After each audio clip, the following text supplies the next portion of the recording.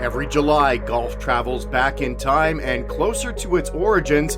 The fairways are not always a pristine emerald, the wind is punishing and harsh.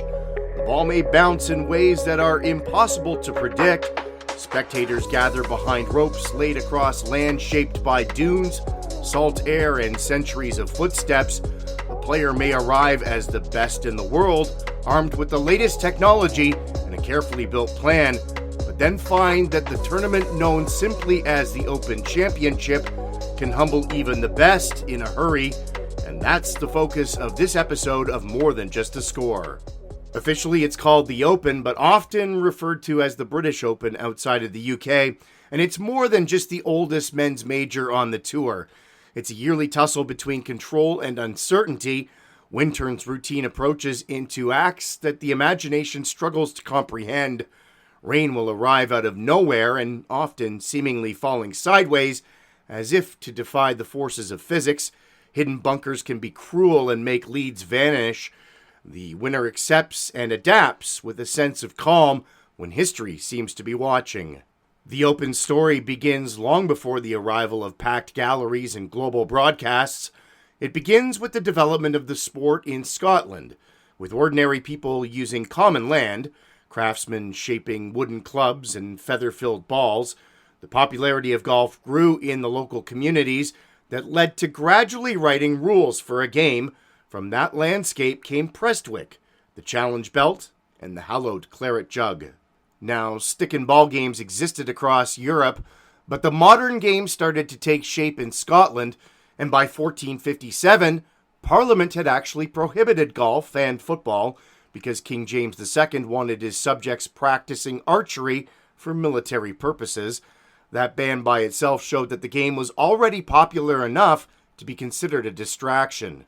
Golf's natural home was linksland, the sandy ground between the farmland and the sea. The terrain wasn't designed by an architect or course designer. It was the wind, dunes, hollows, and coarse grasses that created the hazards.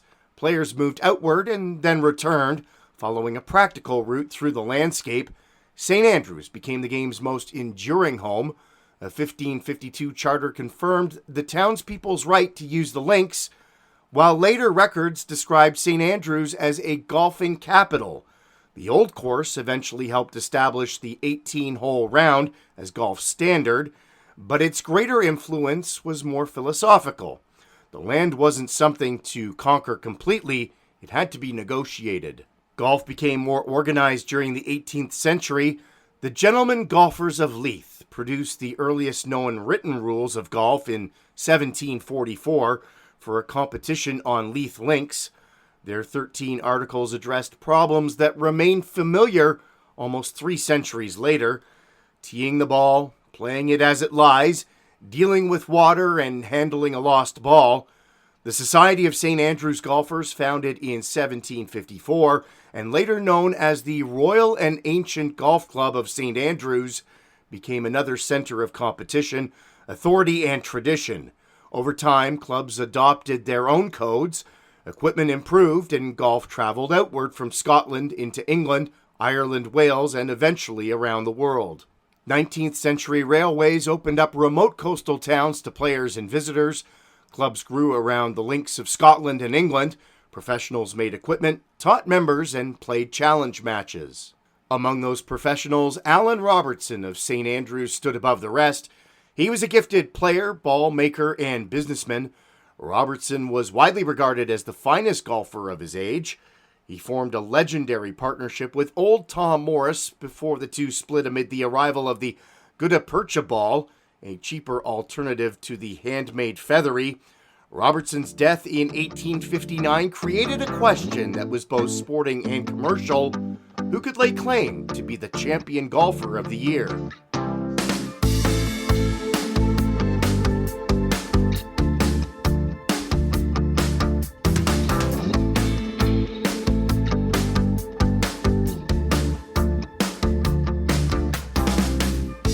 Prestwick Golf Club, founded on the Ayrshire coast in 1851, decided to answer that question. The club's leading figures, including the Earl of Eglinton and Colonel James Fairley, proposed a competition of the best professionals in Britain. Invitations went out, and on October 17, 1860, 8 Scottish professionals gathered at Prestwick. They played 3 rounds of the 12-hole course in a single day, 36 holes in all. No prize money on the line at that time, but a challenge belt made of red Moroccan leather decorated with silver, valued at £25, was presented to the winner. Old Tom Morris, Prestwick's professional and the man many expected to win, ended up finishing second. Willie Park Sr. of Musselburgh became the first champion golfer, beating Morris by 2 strokes with a total of 174. Now, the field was tiny, the setting local, and the format far removed from the modern championship, yet the essential idea was there. The best available golfers would meet on linksland to crown a champion. The second championship in 1861 widened the invitation to amateurs, making the event truly open. Old Tom won and would take 4 titles in total, but his son, young Tom Morris, would become the original golf GOAT. Young Tom won in 1868 at the age of 17, then repeated in 1869 and 70. Now, the rules of the challenge belt stated that any player winning 3 consecutive championships got to keep the belt permanently, and young Tom did just that, and the belt became his property. Prestwick now had an unexpected problem. Without a trophy and with the club unwilling to finance a replacement alone, no championship was held in 1871. The pause could have ended the fledgling event, but instead it pushed the Open toward a broader foundation. Prestwick, along with the Royal and Ancient Golf Club of St. Andrews and the Honourable Company of Edinburgh Golfers, agreed to share responsibility.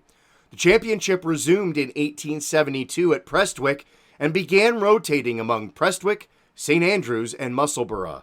The format also evolved from 36 to 72 holes. The field expanded and qualifying became necessary. Royal St. George's became the first English venue in 1894 when J.H. Taylor won the first of 5 titles. Taylor, James Braid, and Harry Vardon later formed the Great Triumvirate. Vardon's 6 victories remains the record. Over the years, the Open was paused during both World Wars, and the 2020 championship had to be cancelled during the COVID-19 pandemic. Prestwick, unable to contain growing crowds, hosted for the final time in 1925.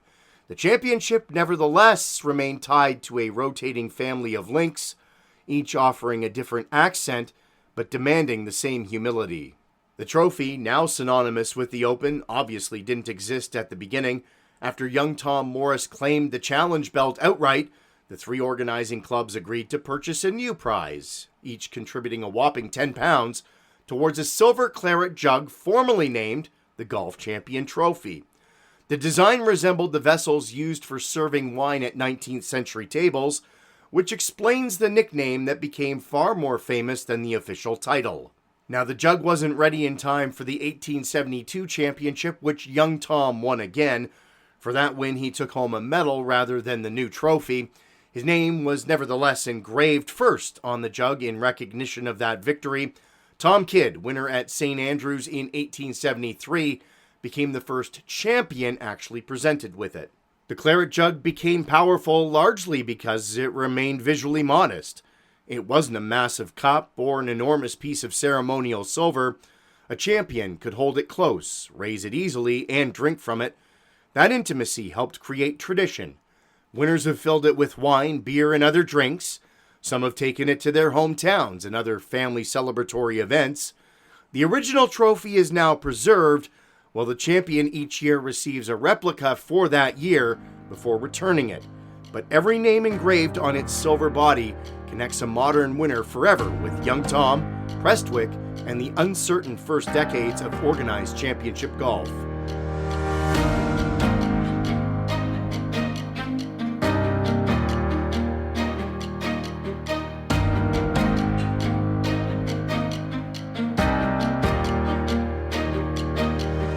The Open's champions represent a history of changing styles.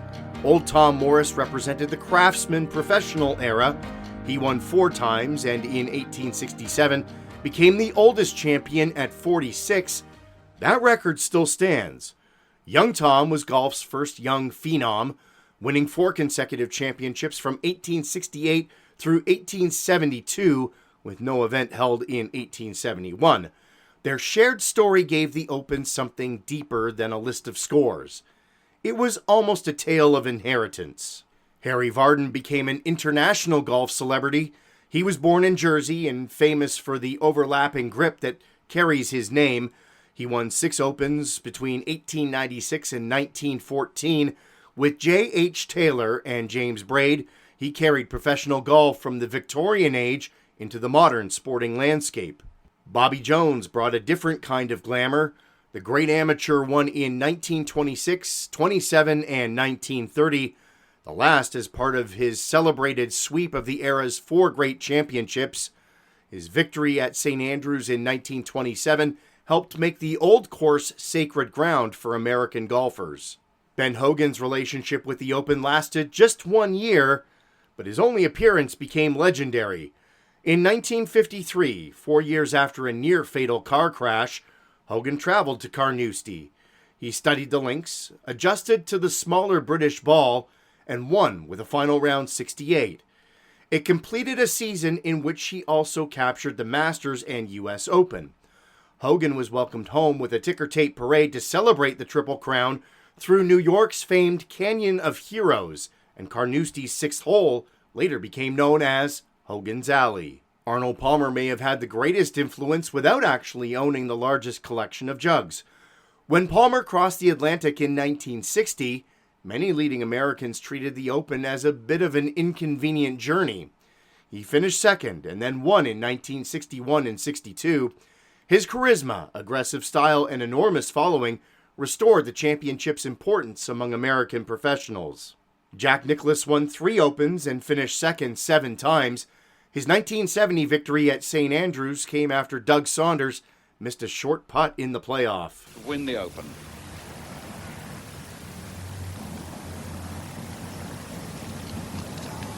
Oh, he's got it! He's got it!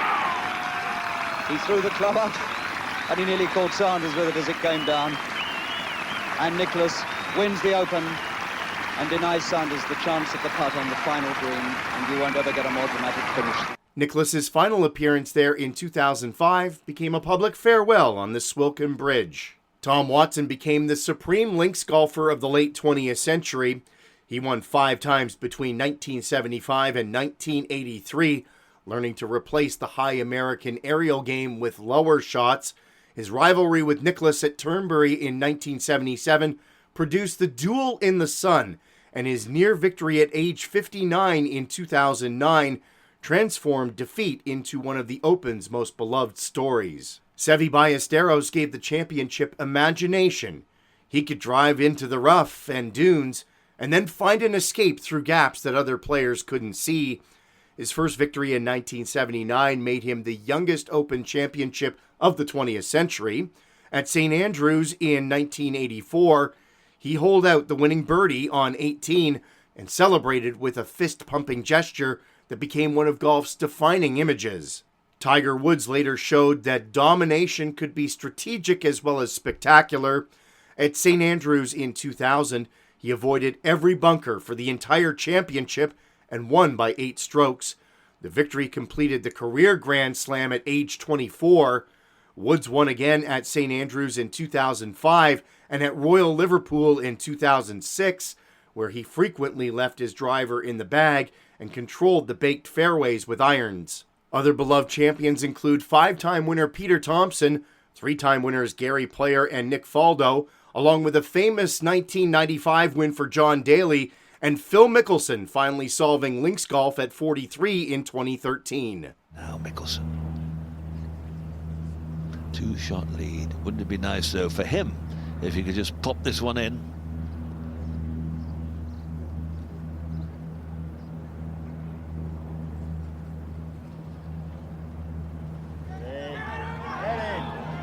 He's done it. Oh, brother!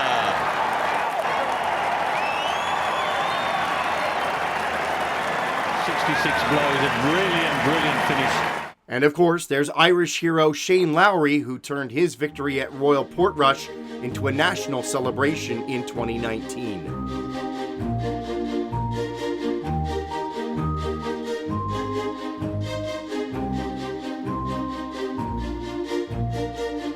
The Open has produced some great shots, but its most memorable scenes generally contain some danger. At Royal Birkdale in 1961, Arnold Palmer slashed a 6-iron from the base of a bush that eventually found the green. A plaque now marks that spot, preserving a shot that captured his boldness and willingness to risk failure. At Turnberry in 1977, Watson and Nicklaus separated themselves from the field across the final 2 rounds. Under brilliant skies, they exchanged birdies until the championship became a 2-way duel. Watson shot 65 on Saturday and another 65 on Sunday, while Nicklaus answered with a 65 on Saturday and 66 on Sunday, Watson winning by a single stroke, while the nearest rival finished 11 shots back of the lead. Their handshake on the final green made the contest feel like a shared masterpiece. St. Andrews has generated its own gallery of moments. In 1984, Ballesteros' birdie putt seemed to pause on the lip before falling and releasing his famous celebration. In 1995, Costantino Rocca nearly ruined his chances by mishitting a pitch on 18.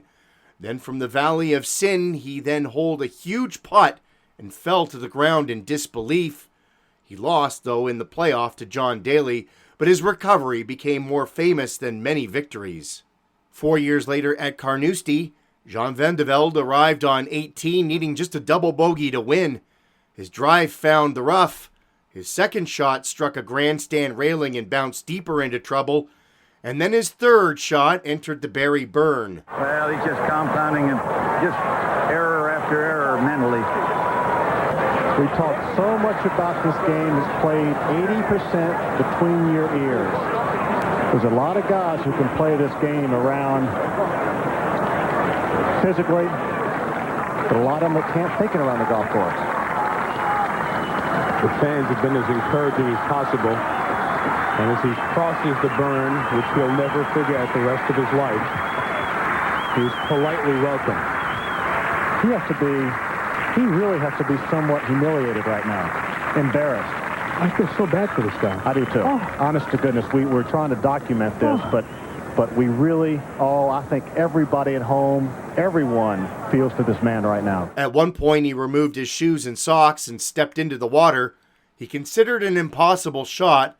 He would eventually make 7 and join a playoff before losing to Paul Lowry, who had begun the final round 10 strokes off the lead. Van de Velde's collapse became a cautionary tale, but it also revealed golf's cruelty. Decisions that seem reckless after the fact can feel strangely reasonable in a moment of chaos. The Open also remembers champions who almost were. In 2009, Tom Watson returned to Turnberry, the site of his greatest victory, and stood 1 hole away from an achievement beyond expectation. At age 59, only months removed from hip surgery, he needed only a par on 18, but his approach took a hard bounce through the green. He then missed the putt that would have won the championship and would go on to lose in a playoff to Stuart Sink. The crowd's grief was real, yet so was its admiration. Watson had shown that memory, technique, and nerve could briefly challenge time itself. At Royal Birkdale in 2017, Jordan Spieth appeared to be unraveling. On the 13th hole of the final round, his drive went way to the right and onto a dune near some equipment trucks. After a lengthy ruling, he was allowed to take an unplayable lie and play from the practice area. He would make bogey, but then responded with birdie, eagle, birdie, and then birdie again over the next 4 holes. The sequence was the epitome of regaining control in the face of chaos to secure the championship. There have also been quieter, more sentimental moments too. Jack Nicklaus saying farewell on Swilcan Bridge in 2005. What a way to call it a career!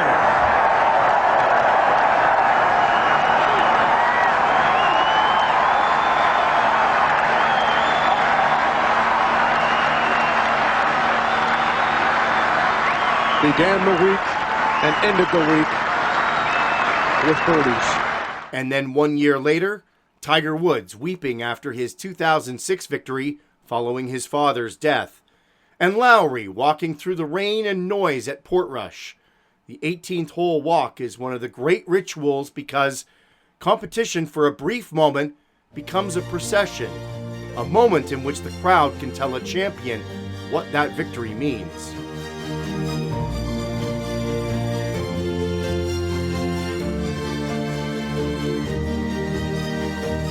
Now, pomp and tradition doesn't make the Open immune to disorder. One of its strangest disputes occurred at St. Andrews in 1876. Bob Martin and Davy Strath were tied, but officials were considering whether Strath should be disqualified for playing toward a green before it was clear. The committee ordered the playoff to proceed under protest, but Strath refused to play until a ruling was made, and Martin won in a walkover. It remains a bizarre example of rules, authority, and stubbornness all coming together in the championship's early years. Crowds created another crisis during Prestwick's final Open in 1925. The course became overwhelmed by spectators who crowded the fairways and made control difficult. The championship had outgrown its birthplace. The episode wasn't scandalous, but it exposed the cost of popularity and forced the Open toward venues capable of handling larger crowds. More recently, membership policies at host clubs have challenged the championship's claim to represent the whole game. In 2016, Muirfield's members failed to approve the admission of women, and the R&A subsequently removed the course from consideration for the Open. After a second vote in 2017 changed that policy, Muirfield was then again restored to the rotation, but the controversy demonstrated how sporting traditions can shape the values of the institutions that stage them. These controversies matter because the Open often presents itself as a guardian of continuity. Guardianship, however, is not the same as refusing to change. The championship has survived by adjusting entry rules, rotating venues, and improving crowd control. Its authority comes not from being frozen in 1860, but from carrying recognizable principles through different eras. The Opens helped define what championship golf should look like. It turned the links test into a global standard of versatility. A champion had to control trajectory, recover from deep punishing bunkers, and adapt to brutal weather conditions. Those demands have influenced course design and the way greatness is measured. Players who dominate elsewhere but fail to adapt at the Open are seen as missing an important dimension. The championship also carried British golf around the world. Vardon traveled to the United States. Jones and Hogan toured through Britain. Palmer renewed American interest, and champions arrived from South Africa, Australia, Argentina, and beyond. The Claret Jug has become an international symbol of success while remaining deeply tied to local landscapes and communities. Television has also expanded the Open's reach. Viewers learn the silhouettes of the Old Course, the White Hotel at Turnberry, the dunes of Birkdale, and the burns of Carnoustie. They also learned a different visual language of golf. Trousers snapping in the wind, drives running for unthinkable distances, and crowds wrapped in waterproof clothing. The weather has become an undeniable part of the product. Economically, the Open Championship is a major event for host regions, attracting visitors, media, and investment. But most importantly, the Open gives golf a living memory. When a player crosses the Swilcan Bridge or faces the road hole, he's not recreating the past, but he also can't escape from it. The same contours have posed different questions to different generations. That continuity allows spectators to compare eras. It's a place where the past and present meet. The Open began as a one-day answer to a simple question: who was the champion golfer? More than a century and a half later, the tournament still asks that question, but on a scale its founders could have never imagined. Its story contains leather and silver, railways and television. It includes young Tom Morris keeping the challenge belt, the Claret Jug arriving a year late, Ben Hogan conquering Carnoustie, Watson dueling with Nicklaus. It's about the celebration of Ballesteros at St. Andrews and the heartache of Van de Velde's collapse on 18. The Open endures because it doesn't promise fairness in the simplest sense. One side of the draw may face wind, while another enjoys calm. A perfect shot may strike a mound and then disappear into trouble. Yet the championship offers something richer. It's a test that rewards imagination, acceptance, and courage. Every summer, the best golfers in the world arrive with the best equipment and highest of expectations. Then the sea wind rises, the ground begins to speak, and the oldest championship makes them find new ways to master an ancient game. If you've enjoyed this trip from tee to green of the Open Championship, do us a favor and hit the like button and subscribe to the channel. And as always, join us next time when we look for more than just a score.